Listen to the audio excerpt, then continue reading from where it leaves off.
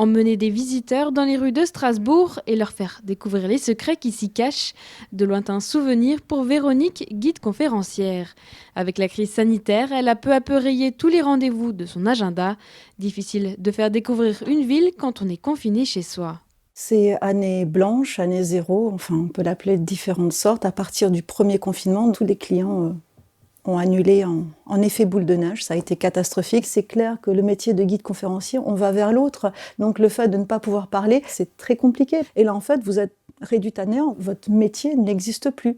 Et aucune demande, aucun coup de fil de client pour l'année prochaine. Enfin, on se dit, ben tiens, effectivement, est-ce que je vais devoir me réorienter Se réorienter serait un crève-cœur pour cette Strasbourgeoise qui exerce son métier depuis 25 ans.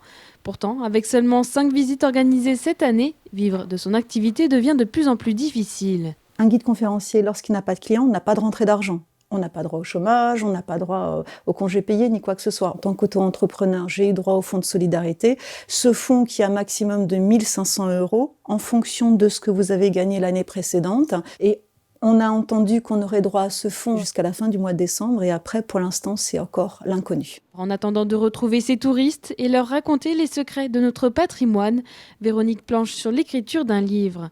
Comme elle, tous les guides conférenciers alsaciens sont dans une situation très précaire. La crise sanitaire nous a porté un sacré coup, financier, au moral, en termes de fréquentation, tous critères confondus. Et surtout, ce qu'on a un petit peu tendance à oublier, c'est qu'en fait, ça fait quasiment 1 an qu'en tant que guide, on ne travaille plus en Alsace, puisqu'en général, c'est la période creuse, de janvier à mars. Juliette a ainsi pris un emploi temporaire pour subvenir à ses besoins le temps de la crise. Comme elle, près de 20% des membres de l'association des guides conférenciers d'Alsace se sont tournés vers un autre emploi. Tous demandent aujourd'hui protection et reconnaissance. Bien sûr, on a le fonds de solidarité pour le moment, ce qui nous couvre, mais on n'a pas de date butoir pour ce fonds de solidarité.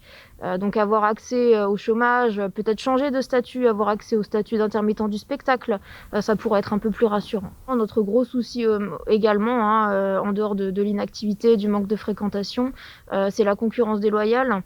Il y a beaucoup de ce qu'on appelle, entre guillemets, des guides du dimanche qui nous prennent en fait notre travail, clairement. Et ça, c'est vraiment malheureux. Des requêtes indispensables pour sauver ce métier, d'autant que les perspectives de reprise restent incertaines et lointaines. Pour Juliette, seul le vaccin pourrait annoncer le retour des touristes et ainsi la reprise d'activité.